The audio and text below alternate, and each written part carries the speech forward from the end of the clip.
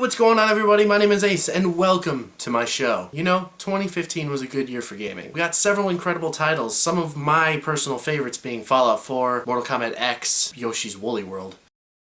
Not to mention there's several other games that I haven't had a chance to play, like Witcher 3 or Undertale. But now 2015 has come and gone, and 2016 is, well, here now.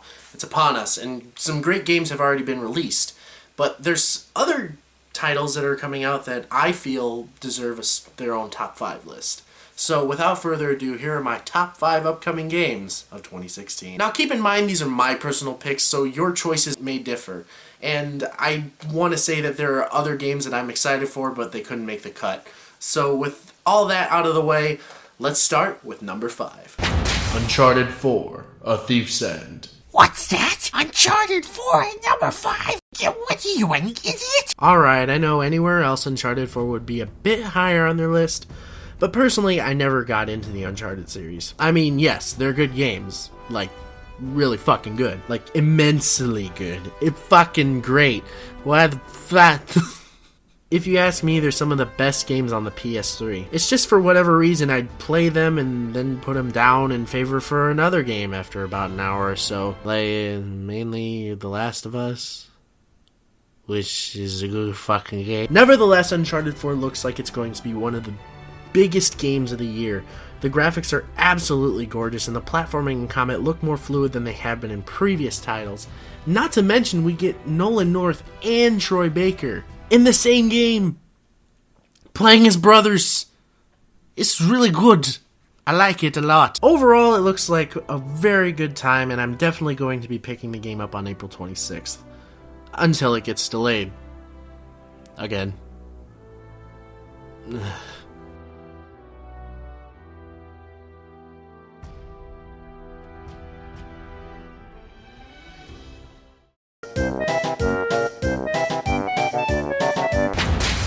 Dishonored 2. Dishonored is by far one of the best games I've ever played on the last-gen consoles. Its overworld characters and lore are some of the most creative and dark I've ever seen in a game. Not to mention you can play the game as you see fit, allowing you to get one of its multiple endings, which, let's be honest, gives the game a high replayability factor. The first one has been remastered for the PS4 and Xbox One if you'd like to give it a look, but you're better off getting the Game of the Year edition on Steam for a better experience, but I'm getting off track. Dishonored 2 looks like it adds a lot compared to the previous title. There currently is no gameplay footage yet, but it looks spectacular. One of the biggest changes to be shown is allowing the player to choose between Corvo, the protagonist from the first game, or Emily Kaldwin, the little girl Corvo saved from the previous title, who also is the heir to the throne of Dunwall. 15 years after the events of the first game, Emily has been dethroned by an otherworldly usurper and must save the city from the clutches of darkness with the help of Corvo and her newfound supernatural abilities. Dishonored 2 looks like it's going to expand greatly on the previous title. Having 2 characters with different movesets and weapons to play as gives the player a near endless amount of possibilities with how they wish to tackle the game. Not to mention the multiple endings that are sure to return offer a high level of replayability. Dishonored 2 is definitely a title to keep an eye on this year. Horizon Zero Dawn. Horizon Zero Dawn is a new IP from the creators of the Killzone series, and it's certainly an interesting one at that. In the game, you take control of Aloy, a survivor in a post-apocalyptic setting which is ruled by giant fucking robot dinosaurs! As Aloy, you must hunt and survive in the vast wilderness to discover just what happened all those years ago and why the world is run by giant fucking robot dinosaurs! You do this by crafting weapons and other such items by collecting materials found around the vast open world, which is said to have no loading screens. According to the developers, there won't be a tutorial. This lets players learn the ways of the world their own way, teaching them through trial and error and giving them time to develop their own playstyles. I can see this as a way to allow for some replayability, trying something new and possibly discovering a new method of hunting or fighting giant fucking robot dinosaurs! Horizon Zero Dawn is definitely an eye-catcher with its beautiful open world and stunning gameplay.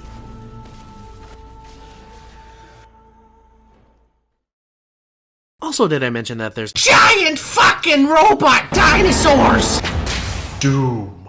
I think it's safe to say that everyone knows about the original Doom on the PC back in 1993. It basically pioneered the first-person shooter genre with its 3D graphics, network multiplayer, and mod support. It has since spawned several sequels and spin-offs, which most of them have been met with positive reviews. In 2008, the lead developer at id Software announced Doom 4 was in the works, and was deep in its development cycle before Bethesda bought id Software in 2009. Ultimately, the project was scrapped and was being remade into something new, something fresh, something bloodier.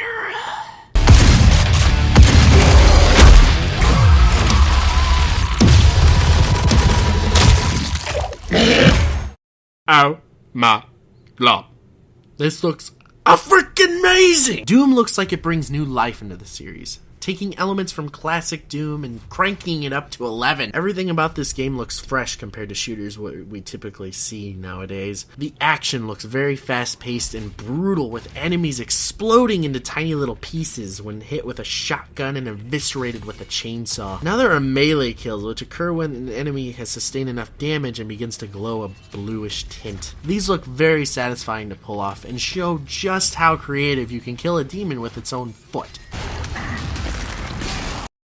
Delicious. There's also going to be some level of map customization with Doom's Snap Map. Now, you're not going to be able to build a map from the ground up, but you can basically take anything pre-built and rearrange it as you see fit. And of course there's multiplayer if you want to take your undying bloodlust online. Doom is definitely looking to be one of the most brutal and fun games of this year.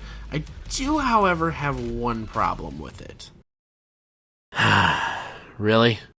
Pokken Tournament. Now hold on just 1 second, you stupid ninny.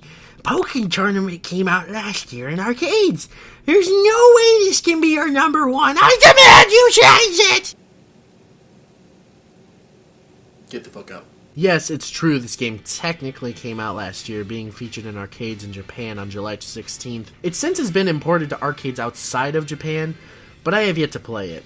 Sure, there's nothing stopping me from going to my local Dave & Buster's and trying it out, but ain't nobody got time for that. As soon as I saw Pokken Tournament, my head literally exploded by the sheer awesomeness that was on my computer screen. It was everything I ever wanted growing up, playing as the Pokemon in real time, dodging the opponent's attacks, while simultaneously planning my own. If you haven't gathered what Pokken Tournament is just by the name itself, well, it's basically Tekken. Tekken? What the fuck is Tekken? It's basically Tekken, but with Pokemon. And the combination of the two couldn't be any more perfect. The combat looks like a mix of Tekken and the Naruto Shippuden Ultimate Ninja Storm series, allowing for fast-paced combat. However, it doesn't focus on the technical side like Tekken does, opting to instead focus on action more than anything. This was likely done to allow hardcore and casual gamers to enjoy the game simultaneously, and keep its audience wide. The Pokemon side of Pokken utilizes not only the creatures themselves, but also their special moves, and some can even Mega Evolve for a boost in strength and durability. There are some assist characters that come in pairs of 2 that can help you if you choose to utilize them for attack and defense boosts. Overall, everything about Pokken looks spectacular. The combat looks smooth and precise, and destructive as all hell. Character models are detailed and just gorgeous. I honestly don't think Pokemon have ever looked this good. Pokken Tournament looks like it could be the start of something bigger for the series, and definitely looks like a lot of fun. And I absolutely can't wait until it's released on March 18th. So why is this my number 1 pick exactly? Because it's my list. And I like Pokemon. Yeah. So there you have it. My personal top 5 upcoming games of 2016. Now, of course, there are several games that I didn't include on this list, so please, by all means, let me know what your most anticipated titles of this year are going to be. I can't wait to read the responses in the comments section. But that's where I'm going to end it off today, guys, so thank you all so much for watching. If you enjoyed this type of video, please let me know in the comments section below, and why not leave a like? It really helps me out. As always, I hope you all have an incredible evening, and don't forget to live strong and game on. Looks like it's going to be an incredible year for gaming, with this being fuck. But now to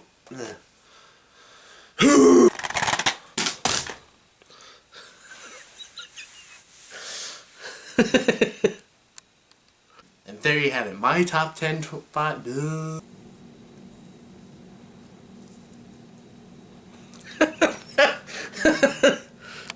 There you have it. My top 5 games. Shit. Now 2015 has come and gone, and with 2016 here, and some incredible titles already released, I'm going to assume that I'm stupid. There you have it, folks. My top 5 personal upcoming...